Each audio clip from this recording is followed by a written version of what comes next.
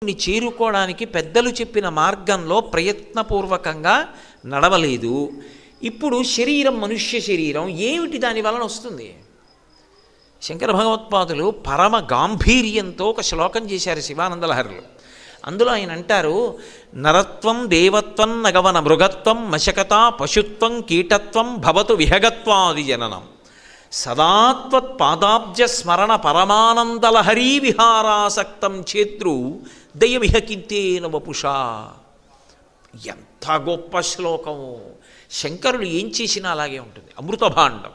కింతేన వపుషా అని అడిగారు. అది నిజానికి శంకరులు పరమశివుణ్ణి అడుగుతున్నది కాదు, మనకి చెప్పకుండా బోధ చేయడం. కొన్ని విషయాలు ఎలా ఉంటాయంటే, మీరు పరమ పవిత్రమైన మనస్సుతోటే ఒక మంచి మాట చెప్పారనుకోండి, కొంతమందికి అది ఇచ్చగించకపోవచ్చు. ఆయన అలా చెప్పడం ఏమిటి అని కోపం రావచ్చు. శంకర భగవత్పాదుల యొక్క ప్రజ్ఞా విశేషం ఏమిటంటే, నేను ఒకవేళ ఇలా చెప్తే నువ్వు చెప్పొచ్చేవాడివా అనేవాడు ఎవరైనా ఉండొచ్చు అని అది భగవంతుణ్ణి అడిగినట్టుగా అడుగుతారు. కానీ అది నేర్పుతున్నది మనకే, వారు జగద్గురువులు. కింతేన వపుషా, శరీరంతో పని ఉంది ఈశ్వరా అని అడిగారు. పరమేశ్వరుణ్ణి ప్రార్థన చేస్తున్నట్టుగా ఇచ్చారు ఈ శ్లోకం. అందులో ఆయన ఒక ప్రతిపాదన చేశారు. నరత్వం దేవత్వం నగవన మృగత్వం మశకత పశుత్వం కీటత్వం భవతు విహగత్వాది జననం. మొట్టమొదట దేంతో మొదలెట్టారంటే నరత్వం, మనుష్య శరీరంతోనే మొదలెట్టారు. మనుష్య శరీరం ఇయ్యి, అభ్యంతరం లేదు. ఒకవేళ ఉత్తర జన్మలో నాకు మనుష్య శరీరం ఇవ్వవా, నాకేం బెంగలేదు శివ, నాకు మనుష్య శరీరమే ఇమ్మని నేను అడగను. దేవత్వం, నన్ను ఏదో ఒక దేవతా పదవిలో కూర్చోపెట్టు అని కూడా నేను అడగను. ఒకవేళ నువ్వు కూర్చోపెట్టావు అనుకో, నాకేం అభ్యంతరం లేదు. నరత్వం దేవత్వం నగవన మృగత్వం, నన్ను ఒక కొండని చెయ్యి, నాకు అభ్యంతరం లేదు. వన, నన్ను పెద్ద అరణ్యాన్ని చెయ్యి, నాకు అభ్యంతరం లేదు. నన్ను ఒక మృగాన్ని చెయ్యి, నాకు అభ్యంతరం లేదు. మశకత, ఆఖరికి నన్ను దోవం చెయ్యి, నాకేం అభ్యంతరం లేదు. పశుత్వం, నన్ను ఒక పశువుని చెయ్యి, పాశముల చేత కట్టబడిన దానిని చెయ్యి, నాకు అభ్యంతరం లేదు. కీటత్వం, నన్ను పురుగుని చెయ్యి, నాకు అభ్యంతరం లేదు. ఎందుకు అభ్యంతరం లేదంటే ఇవన్నీ శరీరాలు కదా శంకర, ఇదో శరీరం, అవన్నీ శరీరాలు. ఏ శరీరం అయితే ఉంది, కానీ ఒక్కటి మాత్రం ఇయ్యు సుమా. ఏది కావాలి? సదాత్వత్పాదాబ్జ స్మరణ పరమానందలహరీ విహారాసక్తం చేద్రు. నా మనసు మాత్రం నేను ఏ శరీరంలో ఉన్నా పర్వాలేదు, నీ పాదార విందముల యందు మాత్రం ఎప్పుడూ భక్తితో ఉండాలి. ఎటువంటి భక్తి? ఏదో ఉదయం పూజామందిరంలోకి వెళ్ళినప్పుడు మాత్రమే అరగంట సేపు ఉండే భక్తి కాదు. సదాత్వత్పాదాబ్జస్మరణ పరమానందలహరి, ఎప్పుడూ నాకు నీ పాదార విందముల యందు భక్తి ఉండాలి. అది లహరి, ప్రవాహమై ఉండాలి. అందులో నేను ఆనందంతో తేలిపోవాలి. అలా నువ్వు ఇవ్వగలిగినప్పుడు నేను మనుష్య శరీరమే కావాలని నేను అడగను శంకర. అదేమిటి? అది శంకరాచార్యుల వారే చెప్పిన దానికి మళ్ళీ విరోధం కదా. ఎందుకని అంటే, అసలు ఈ నరజన్మ దొరకడం చాలా కష్టమని కదా శంకరాచార్యులు వారు అన్నారు వివేక చూడామణిలో. మనుష్యత్వం ముముక్షత్వం మహాపురుష సమాశ్రయ అని.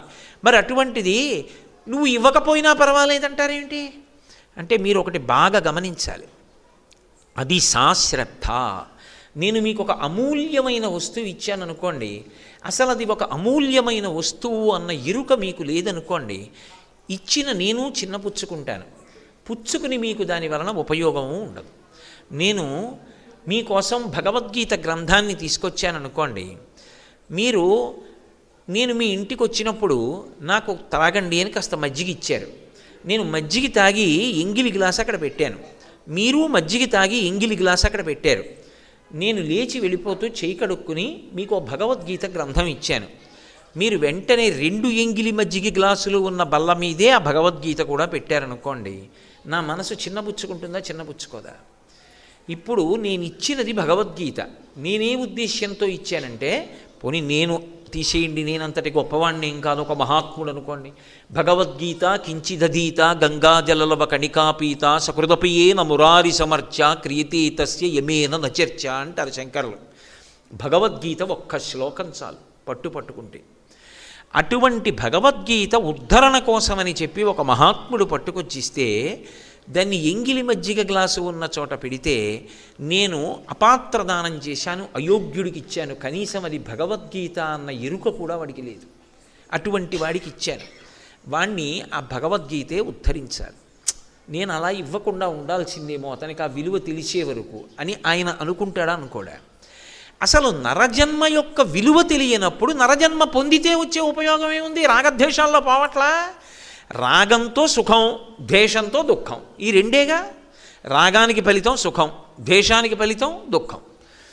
ఎవరి మీదో కోపం పెట్టుకున్నాను కాబట్టి వాళ్ళ వల్ల దుఃఖపడుతుంటాను. ఎవరి మీదో ప్రీతి పెట్టుకున్నాను, వాళ్ళ వల్ల సుఖపడుతూ ఉంటాను. ఇప్పుడు నా జీవితం ఏ రెండింటి మధ్య వెళ్ళిపోయిందంటే సుఖ దుఃఖాల మధ్య వెళ్ళిపోయింది. ఏమిటి సాధించాను ఈ శరీరంతో? నా జీవుడి కోసం నేను సాధించుకున్నదేం లేదు. నాకు నేను ద్రోహం చేసేసుకున్నాను. ఈ ద్రోహం చేసేసుకున్నానన్న మాట ఎప్పుడు తెలుస్తుంది? శరీరం పడిపోయిన తర్వాత. ఇప్పుడు లేదా ఉపకరణం, ఇప్పుడు నేనేం చేయలేను ఇంకా. అప్పుడు జ్ఞాపకానికి వచ్చాక అయ్యో జీవితం పాడైపోయిందిరా రాగద్వేషాల మధ్యలో అంటే ఉపయోగం ఏముంది? ఈ రాగద్వేషాలు మిగిలిన ప్రాణులకు లేవా? అన్నిటికీ ఉన్నాయి. కాబట్టి శరీరము కాదు కావలసింది, శరీరం ఇచ్చినా అసలు దాని విలువ ఎరుకలోకి రావాలి.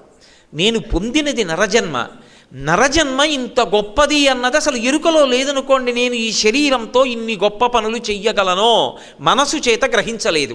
ఇప్పుడు ఆ జన్మకి ప్రయోజనం ఏమిటి? ఆ శరీరంతో ఎన్నో చెయ్యకూడని పనులు చేస్తాడు. ఎన్ని చెయ్యకూడదో అన్నీ ఆ శరీరంతో చేశాడు. ఇంకా ఒక కుక్క మహా అయితే 10 మందిని కరుస్తుంది. దారి తప్పిపోయినటువంటి మనుష్యుడు ఎన్ని కోట్ల మందినైనా బాధ పెట్టగలడు. ఇప్పుడు ఆ శరీరం ఎందుకు పనికొచ్చింది? దానివలన ఉపయోగం ఏమిటి? పోనీ ఒక జంతు శరీరంలో ఉండి అది పొందలేకపోయింది అని చెప్పడానికి దాని మనసు భగవంతుని యందు నిలబడిందనుకోండి, ఏదో సంస్కార బలం చేత. ఇప్పుడు అది పొందలేకపోయింది ఏమిటి? ఏ వేదంబు పఠించెలూత భుజగం వేశాస్త్రములు సూచే తానే విద్యాభ్యాసమునర్చె కరి చించే మంత్రమూహించే బోధావిర్భావ నిధానముల్ చదువులయ్యా కాదు మీ పాద సంసేవాసక్తియ కాక జంతు తతికిన్ శ్రీకాళహస్తీశ్వర అంటాడు దూర్జటి కాళహస్తీశ్వర శతకంలో. బహుశః శంకర భగవత్పాదుల శివానందలహరి శ్లోకానికి ప్రేరణ పొంది దూర్జటి ఈ పద్యం రాశాడేమో అనిపిస్తూ ఉంటుంది నాకు. ఏ వేదంబు పఠించె లూత, సాలిపురుగు ఏం చదువుకుంది? పాము ఏ వేదాలు చదువుకుంది? ఏనుగు ఏ విధమైనటువంటి శాస్త్రాన్ని పరిశీలనం చేసింది? భగవంతుని యందు భక్తి పెట్టుకుంది. ఆఖరికి చచ్చిపోయే ముందు బాధపడుతూ కూడా శివలింగం దగ్గరికి వచ్చే తలబద్దలు కొట్టుకుంది.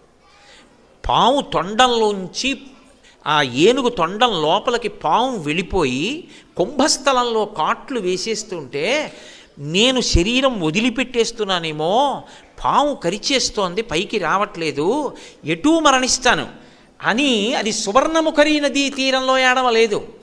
పరుగు పరుగున కాళహస్తీశ్వరుడి దగ్గరికి వచ్చి కుంభస్థలాన్ని రాతికేసి కొట్టుకుని ప్రశాంతంగా ఇవాళ నీళ్లు నీ మీద పొయ్యలేకపోతున్నాను ఈశ్వరా అని ఆయన గురించి ఏడుస్తూ పడిపోయింది. అందుకని దాన్ని తీసుకున్నాడు. ఇప్పటికీ కాళహస్తి లింగంలో ఏనుగు దంతాలు ఇలా పక్క నుంచి కనపడుతూ ఉంటాయి. ప్రత్యేకంగా ఆ ఏనుగు దంతాలు శివలింగంలో అమరిపోయి ఇప్పటికీ కాళహస్తిలో శివలింగాన్ని అర్చకులు కూడా ముట్టుకోరు. ఇప్పటికీ చెప్తారు ఒక విషయం. ఒక అర్చకుడు పరమశ్రద్ధతో చేసేవాడే, ఆయన పొర్రపాటున చిటికిన వేలు తగిలింది, ఆయన చిటికిన వేలు బంగారం అయిపోయింది అని చెప్తారు.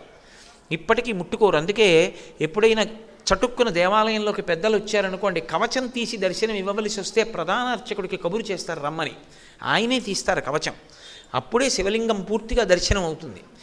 అసలు దాన్ని ముట్టుకుని అభిషేకమే చేయరు. అంటే అంత శక్తివంతం.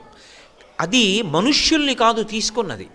దానికి సాలెపురుగు, పాము, ఏనుగు దంతాలు శివలింగంలో 3 ఉంటాయి. వాటి శరీరం ఏమిటి? మనుష్య శరీరం కాదు. కానీ అవి కాళహస్తీశ్వర లింగంలో శాశ్వత స్థానం పొందాయి. కాళహస్తి లింగం కింద ఉంది. ఆయన కన్నా పైన ఎవరున్నారు? ఒక చెంచు ఉన్నాడు, కన్నప్ప. కన్నప్పని కొండ మీద కూర్చోపెట్టి స్వామి కింద కూర్చున్నారు. దేని చేత? భక్తి చేత. ఆ భక్తి లేదు, ఈశ్వరుడు యందు అనురక్తి లేదు, శాస్త్రమునందు అనురక్తి లేదు, గురువుగారి యందు అనురక్తి లేదు, గురువాక్యాన్ని ఆచరించాలనేటటువంటి శ్రద్ధ లేదు. రాగద్వేషాల మధ్యే జీవితం వెళ్ళిపోతోంది. కింతే నవపుష, ఏమిటి శరీరానికి ప్రయోజనం? నరజన్మ పొంది మాత్రం ఏమిటి పొందగలుగుతాం? దానివలన ఏమిటి ఉపయోగం? నాబోటిగాడు ఏమి సాధించినట్టు జీవితంలో? ఈ శరీరం పొందడం గొప్ప కాదు, ఇంత గొప్ప శరీరాన్ని పొందాను. ఈ చేత్తో కమలాక్షునర్చించు కరములు కరములు, శ్రీనాథు వర్ణించు జిహ్మ జిహ్వ, సురరక్షకుని చూచు చుట్కులు చుట్కులు, శేషసాయికి మృక్కు శిరము శిరము, విష్ణునాకర్ణించు వీనులు వీనులు, మధువైరిద విలిన మనము మనము, భగవంతు వలగును పదములు పదములు, పురుషోత్తముని మీది బుద్ధి బుద్ధి, దేవదేవుని చింతించు దినము దినము, చక్రహస్తుని ప్రకటించు చదువు చదువు, కుంభినీదవు చేరడి చెప్పెడు తండ్రి తండ్రి అని ప్రహ్లాదుడు చెప్పినట్టుగా ఆయన గురించి విన్న చెవులేవో అవి చెవులు, ఆయనకి సేవ చేయడానికి ఉపయోగించిన చేతులేవో అవి చేతులు, ఆయన స్తోత్రం చెయ్యడానికి ఉపయోగపడినదేదో అది నోరు. అది కానప్పుడు ఢమఢమధ్వనితోడి ఢక్కగాగా అంటాడు. అప్పుడు ఆ శరీరానికి ఉపయోగం ఏమిటి? మనుష్య శరీరం ఇచ్చినా గురువుని శాస్త్రాన్ని పట్టుకోలేకపోయాడు. దానివలన ఏమైందంటే జీవితం అంతా రెండిటి మధ్య వెళ్ళిపోయింది, సుఖదుఖాల మధ్య. సుఖదుఖాలకి హేతువులు రాగద్వేషాలు అయిపోయింది. నిత్యమా జీవితము నీటిపై బుగ్గ, ఎప్పుడూ ఆగిపోయింది ఊపిరి. ఇప్పుడు జీవుడు వెళ్ళి ఈశ్వరుడి ముందు నిలబడ్డాడు. ఆయన అంటాడు, నీకు నేను ఒక గొప్ప ఉపకరణాన్ని ఇచ్చాను. ఒక ఏరు వరదలో ప్రవహిస్తోందనుకోండి, వరదతో వెడుతున్నటువంటి ఏరు దాటడానికి నా దగ్గర డబ్బు ఉంటే ఉపకారం కాదు, పడవ కావాలి. ఒక పడవ ఉంటే ఏరు దాటేస్తాను. అలా సంసార సముద్రమును దాటడానికి నీకు ఈ మనుష్య శరీరాన్ని ఇచ్చాను. ఏం తెలుసుకున్నావు దీని విలువ? ఏం వాడుకున్నావు దీన్ని? నీకు దాని విలువ అక్కర్లేదుగా, దాన్ని నువ్వేం వాడుకోలేదుగా, తరించడానికి ప్రయత్నం ఎప్పుడూ చేయలేదుగా. దాంతో ఎప్పుడూ నీకు కావలసింది సుఖం సుఖం సుఖం, దానికి నీడ దుఃఖం. కాబట్టి ఎందుకు ఇంత అల్లరి? మళ్ళీ ఆ శరీరం ఎందుకు నీకు? నీకు శాస్త్రము గురువు దైవము ఇవేం అక్కర్లేనప్పుడు నువ్వు పుచ్చుకోవడం ఎందుకు, నేను అడగడం ఎందుకు? హాయిగా ఇంకొక శరీరం ఇస్తాను పో. నీకు కావలసిన సుఖం నీకు ఏది చెయ్యాలనిపిస్తే అది వెంటనే చేసేయి. ఒకటే ధర్మం, పశుధర్మో నమే ప్రీతిం అంటారు వ్యాసుల వారు దేవి భాగవతంలో. పులిహార తినేయాలనిపించింది కుక్కకి, అది నైవేద్యం పెట్టడానికి పట్టుకెడుతున్నా కలిగిబడి తినేస్తుంది. తన కడుపున పుట్టినటువంటి బిడ్డే అయినా సరే ఆ బిడ్డ కొంచెం పెద్దదైనప్పుడు దానికి భోగించాలనిపిస్తే భోగిస్తుంది. దోషం వస్తుందా అంటే ఒకటే ధర్మం, పశుధర్మం, దానికి ఏది చెయ్యాలనిపిస్తే చేస్తుంది. దానికి సుఖం అని ఏదనిపిస్తుందో అది చేసుకెళ్ళిపోతుంది. హాయి కదూ. శాస్త్రంతో నీకు సంబంధం లేదుగా, నీకు గురువుగారు అక్కర్లేదుగా, నీకు దైవం అక్కర్లేదుగా, అందులోకి వెళ్ళు. ఎన్నిసార్లు పెడతాడని అడిగారు. మార్కండేయ పురాణంలో చెప్తారు, కొన్ని కోట్ల జన్మలు పెడతాడు. ఊర్ధ్వముఖ చలనం చేసే ప్రయత్నం చెయ్యలేదు కాబట్టి, పైకెక్కే ప్రయత్నం చెయ్యలేదు కాబట్టి, పైకెక్కవలసిన అవసరం లేని వెన్నుపాము పెడతాడంటే ఇలా నిలబడదు. ఇక వెన్నుపాము భూమికి అడ్డంగా పుట్టి అడ్డంగానే పెరుగుతుంది, తిరియక్కులు అంటారు. ఒక్క మనిషికి భూమికి అడ్డంగా పుట్టి నిలువుగా పెరుగుతుంది వెన్నుపాము. ఎందుకని? ఊర్ధ్వముఖ చలనం చేసి పరమేశ్వరుణ్ణి చేరుకోవాలి. అందుకే మనకి సనాతన ధర్మంలో కొండ మీద ఉంటారు ఈశ్వరుడి యొక్క మూర్తులన్నీ. ఎందుకని అంటే మనం ఆ సోపానములను ఎక్కాలి, ఎక్కి ఈశ్వరుణ్ణి చేరాలి. జీవితంలో పైకెక్కడం, సాధన చెయ్యడం నేర్చుకో. అది రాకపోతే పాడైపోతావు. ఎవరు పాడైపోతారు? ఒక్కసారి ఊపిరి ఆగిందా, ఇక ఈ శరీరాన్ని ఎన్ని పేర్లతో పిలిచిన వాళ్లతో ఉన్న అనుబంధములు ఒక్క ఊపిరి చేత ఆగిపోతాయి. అంతే. ఊపిరి ఆగిపోయింది, నాన్నగారు పలకదు, మామయ్య గారు పలకదు, గురువుగారు పలకదు, అన్నయ్య పలకదు, తమ్ముడు పలకదు. ఏ కొడుకు తన కాలు తండ్రికి తగిలినంత మాత్రం చేత కళ్ళకద్దుకొని క్షమించమని కోరుకున్నాడో ఆ కొడుకే కొత్త కట్టెల మీద పడుకోబెట్టి ఓ కొత్త బట్ట కప్పి తాళ్లతో కట్టి తీసుకెళ్ళి కట్టెల మీద పడుకోబెట్టి అగ్ని సంస్కారం చేసేస్తాడు. ఆ ఊపిరి ఉన్నంతసేపే ఈ అనుబంధాలు కొంతకాలం ఉంటాయి. జీవుడితో అనుబంధం శాశ్వతం. ఉద్ధరేణాత్మనాత్మానం అంటాడు గీతాచార్యుడు.